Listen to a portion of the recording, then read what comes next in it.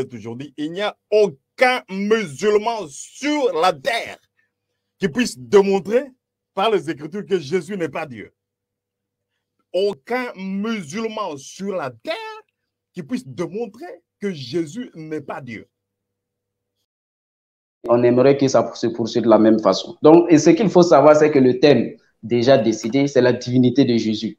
Est-ce que Jésus est-il le Dieu créateur des cieux et de la terre? Est-ce que c'est Jésus que nous devons adorer en tant que Dieu suprême? Est-ce que tout le monde, toutes les créatures, c'est Jésus qui a créé les cieux et la terre? Donc, le débat, il n'y a pas lieu d'aller de gauche à droite, c'est simplement de présenter Jésus et de lui montrer sa divinité. Comment est-ce qu'il est Dieu? Où est-ce qu'il a dit qu'il est Dieu? Dans quelle écriture lui-même a affirmé qu'il est Dieu? Et c'est comme ça le débat. Donc, ce qu'il faut savoir déjà, je vais déjà prendre un verset de Jean chapitre 17, verset 3. Donc, Jean chapitre 17, verset 3, dans l'évangile, voilà, le Nouveau Testament, Jean 17, verset 3, Jésus-Christ nous dit ceci.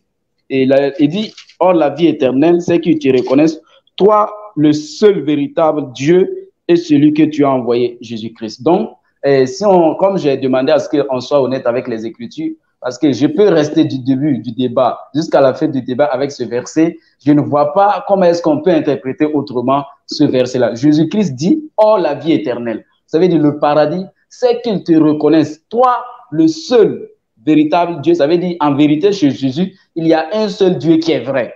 Donc, selon Matthieu, Jean chapitre 17, verset 3, chez Jésus, il y a un seul Dieu qui est vrai. Et ce Dieu qui est vrai là, c'est lui que nous devons suivre. C'est celui-là que nous devons obéir, mais en plus de cela, nous devons accepter aussi que Jésus-Christ est l'envoyé de ce vrai Dieu-là. Donc, si l'envoyé devient l'envoyeur, en ce moment, c'est comme si le Dieu dont Jésus parle était un faux Dieu. Parce que quand un prophète vous dit, pour aller au paradis, vous devez croire au Dieu, le seul véritable, le vrai. Ça veut dire le contraire du vrai, c'est faux. Donc, si on laisse ce vrai et qu'on adore un autre, c'est un faux. Donc, dans ce verset, les deux identités sont présentes. Il y a le Dieu qui a envoyé Jésus et Jésus qui est son envoyé. Donc, au-delà de ça, et Jésus, à travers sa vie sur terre, il a fait beaucoup d'actions, beaucoup de preuves qui ont montré que lui et Dieu, ils sont différents. Donc, je m'en tiens déjà à ce verset, mais je vais ajouter un autre verset qui est Jean chapitre 5, verset 24, qui montre clairement que Jésus et Dieu, ils ne peuvent jamais être pareils. Donc, peu importe ce qu'on va dire sur Jésus, qu'est-ce qu'il dit dans Jean chapitre 5, à partir du verset 24? Il dit ceci, excusez-moi, je reprends. Il dit Jean chapitre 17, verset 25, verset 24, en vérité, je vous le dis, celui qui écoute ma parole et qui croit à celui qui m'a envoyé à la vie éternelle et ne vient point en jugement, mais il est passé de la mort à la vie. Au verset 30, il dit ceci, je ne puis rien faire de moi-même, selon que j'entends, je juge, et mon jugement est juste, parce que je ne cherche pas ma volonté, mais la volonté de celui qui m'a envoyé. Donc, il y a un envoyeur, un envoyé, un vrai Dieu, un qui est envoyé. Alors, je ne vois pas par quelle acrobatie, par quelle manipulation des Écritures sont sentiers au vrai propos de Dieu, parce qu'il a dit, dans Matthieu chapitre 5, verset 16 à 17, il dit quoi? Ne pensez pas que je suis venu pour abolir la loi, mais je suis venu pour l'accomplir. Et aussi longtemps que les cieux et la terre existeront, rien de ces livres-là, aucun iota ne devra disparaître. Et si quelqu'un, comme le roi, tentait d'enlever un seul iota, il sera appelé le plus petit dans le royaume des cieux, ça veut dire qu'il sera en enfer. Mais s'il appelle les gens à se conformer à ces écritures, il sera appelé le plus grand, ça veut dire qu'il va rentrer au paradis. Donc les 3 minutes sont épuisées pour moi. Le second tour maintenant, c'est 7 minutes à chacun. Le roi, vous avez toute la latitude d'exposer vos versets, mais restez dans le thème, je le répète, restez dans le thème pour permettre à nos auditeurs de pouvoir comprendre et d'en tirer bénéfice de l'enseignement, Inch'Allah. Ok, merci beaucoup. Je me tiens sur les Écritures de la Bible, les Écritures de la Bible. Et je répète, comme je l'ai toujours dit, il n'y a aucun musulman sur la terre qui puisse démontrer par les Écritures que Jésus n'est pas Dieu. Aucun musulman sur la terre qui puisse démontrer que Jésus n'est pas Dieu. S'ils disent par exemple Jésus est prophète, il est messager, il est homme, oui, c'est tout à fait normal, puisque Dieu est devenu homme. Ce n'est pas l'homme qui est devenu Dieu, mais c'est Dieu qui est devenu homme. Pourquoi est-ce que nous disons ça? Puisque Dieu lui-même avait promis qu'il allait venir comme un homme sur la terre.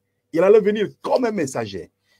Et donc, de la Genèse à l'Apocalypse, si je prenais chaque écriture, ça démontre que Dieu est venu sous la forme humaine. Prenons par exemple, je ne sais pas, donc quelle écriture prendre, puisque toute écriture de la Bible parle de Jésus comme Dieu. Prenons par exemple Malachie au chapitre 3. Malachie au chapitre 3, au verset 1. Ça, c'est une écriture que je prends à la renverse, puisque je peux développer la divinité de Jésus à partir de n'importe quelle écriture. Malachie au chapitre 3, au verset 1. La Bible nous dit ceci. Voici, j'enverrai mon messager. C'est Dieu qui parle. Il dit, j'enverrai mon messager. Et le messager qui était venu, c'était Jean-Baptiste. Il dit, j'enverrai mon messager. Il préparera le chemin devant moi Dieu. Lorsque Jean-Baptiste vient, Dieu devrait venir. Dieu devrait suivre Jean. C'est ce que Dieu nous dit ici. Et soudain, entrera dans son temple le Seigneur que vous cherchez. Qui va entrer dans le temple? Le Seigneur va entrer dans le temple. Après Jean, qui est venu? C'était Jésus. Et c'était ce Seigneur-là qui est venu dans son temple. Et le messager de l'Alliance. Le messager. Qui est messager de l'Alliance? C'est Jésus. Messager de l'Alliance, puisque Jean-Baptiste est venu préparer le chemin pour Dieu. Jean est venu préparer le chemin pour Dieu. Quand Dieu dit « je viendrai », il n'envoie pas un prophète. C'est lui-même qui vient. Lorsqu'il dit « j'enverrai un prophète », il dit « je vous enverrai Élie le prophète. Je vous enverrai mon messager ». Lorsqu'il dit « je viendrai », il dit ceci « j'envoie mon messager et soudain entrera dans son temple le Seigneur que vous cherchez. Le Seigneur devrait venir après Jésus. » C'est ainsi que Dieu est venu sous la forme humaine. Dieu est devenu homme. Il n'y a aucune écriture de la Bible qui dit Dieu ne peut pas devenir homme. Dieu n'est pas un homme. C'est différent de Dieu est devenu homme. Mais l'homme ne devient pas Dieu. C'est ça la différence. Nous parlons de l'hypostase, une union hypostatique, mais pas comme les gens qui disent d'une manière triadaire. Non, nous sommes pour parler qu'il n'y a qu'un seul Dieu. Et ce seul Dieu est devenu, et il est venu sous la forme humaine. Et je vais développer plus pour vous montrer. Ça c'est une écriture. C'est une écriture qui montre que Dieu va venir comme un homme. Il y a une autre écriture dans le livre de Zacharie. Zacharie au chapitre 9, au verset 9. Zacharie 9, 9, on dit ceci. Sois transporté d'allégresse, fille de Sion, pousse des cris de joie, fille de Jérusalem. Voici ton roi vient.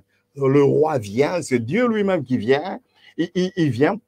Il est juste et victorieux. Il est humble et monté sur un âne, le petit d'une ânesse. On dit que Dieu allait venir et il allait monter sur un cheval.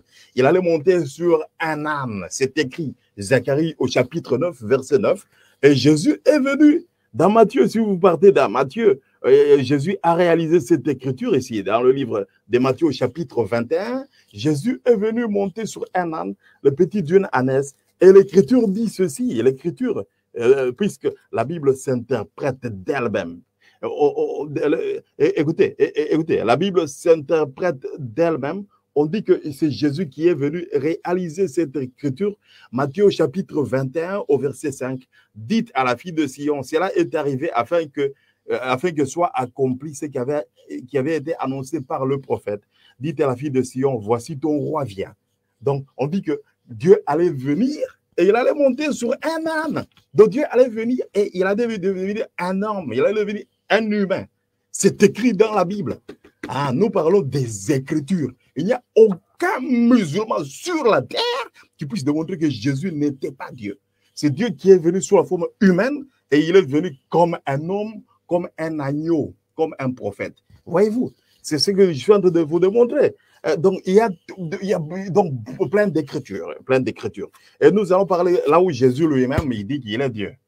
Puisqu'il y avait un comédien ici en Afrique du Sud, un comédien, j'appelle moi un comédien, on l'appelait Ahmed Didat. Ahmed Didat, pour moi, c'était un comédien. Il y a un autre qu'on appelle Zakir Naïk, pour moi, ce sont des comédiens. Il disait, où est-ce que Jésus lui-même avait dit qu'il était Dieu? Nous allons voir dans Apocalypse au chapitre 21. Apocalypse 21 au verset 7. Jésus lui-même dit qu'il est Dieu. Apocalypse 21, verset 7, il dit ceci.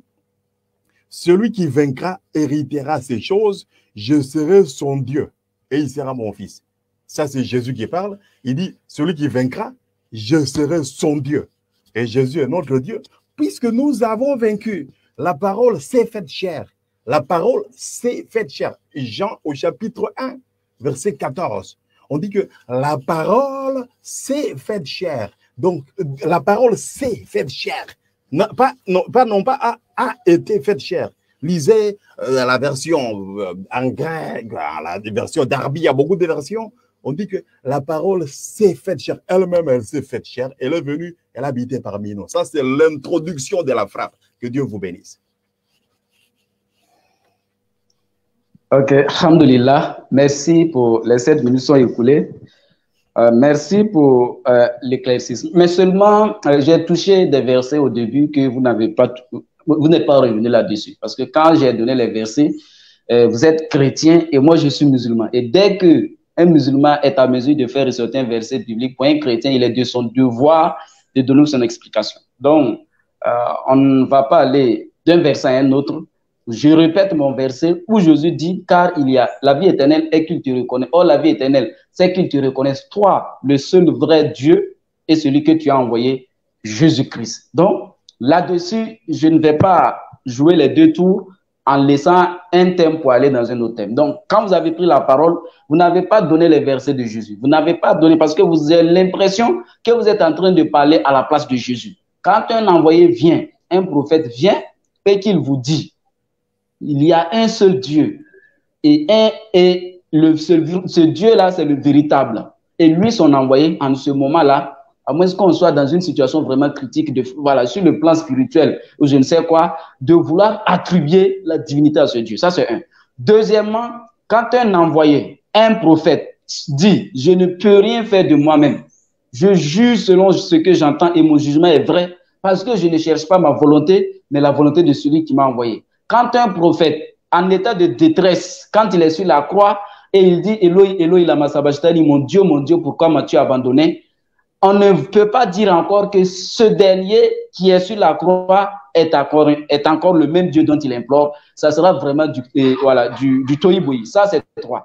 Quatrièmement, ceux-mêmes qui ont vécu avec Jésus, tous les apôtres de Jésus qui ont vécu avec eux avaient une idée sur sa personnalité. Ils avaient connaissance de qui il était.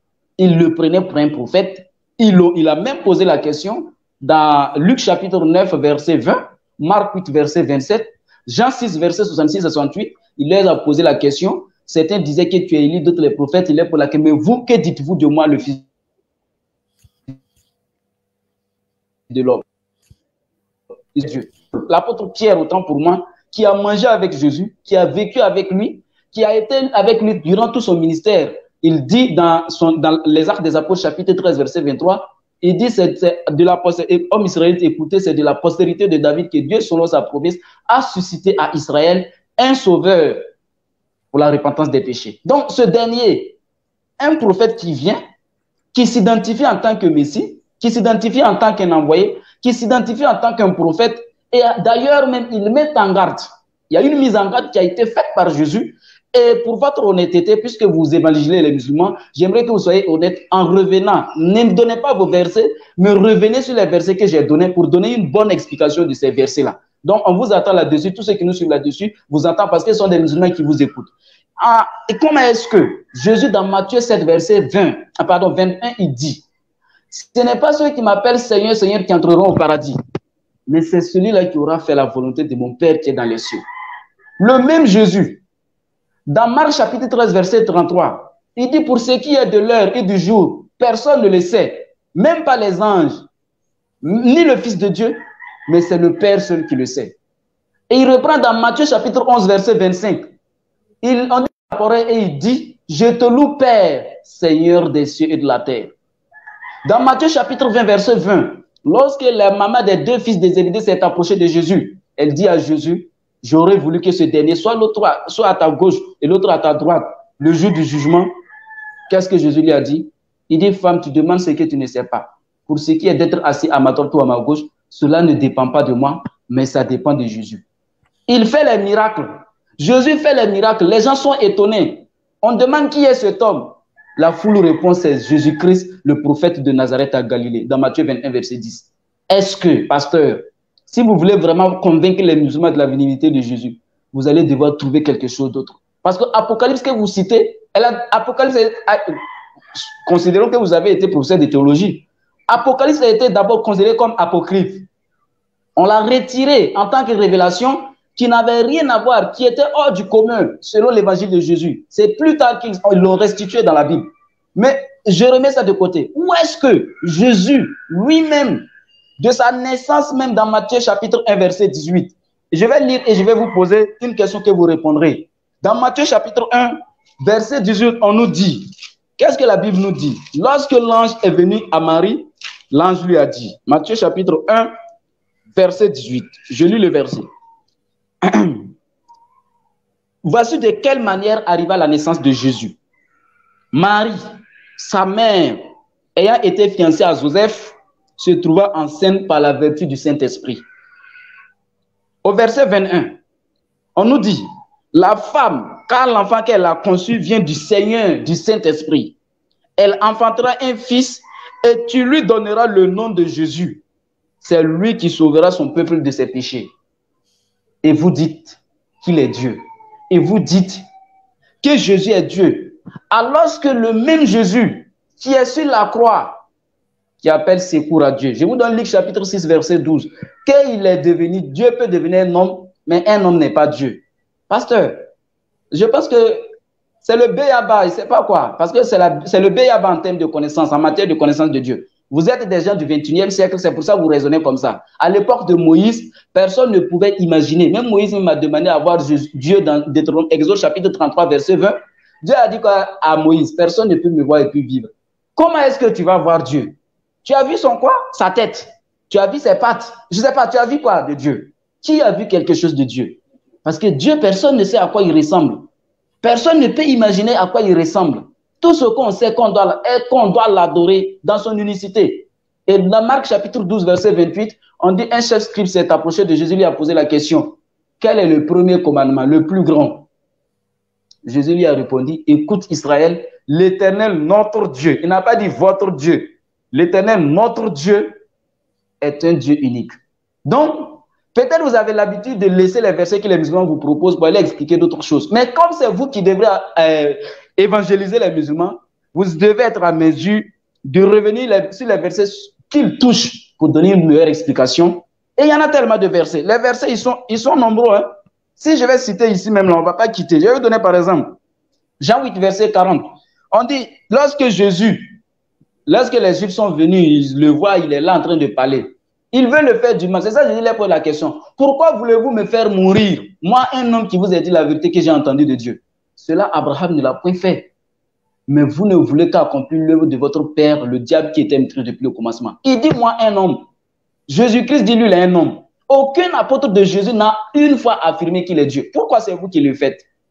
Même l'apôtre Paul, qui lui-même son évangile est un peu confus et ambigu, il dit dans 1 Timothée 2, verset 5, car il y a un seul Dieu et un seul médiateur entre Dieu et les hommes, Jésus-Christ. Donc la promotion de la divinité de Jésus, c'est déjà échoué d'avance. Vous avez déjà perdu d'avance parce que ça sera une manipulation pour les faibles d'esprit. Mais ce qui est écrit là, ce qui est écrit là, vous ne pourrez jamais le changer. À moins que vous allez réduire tout cela en miettes.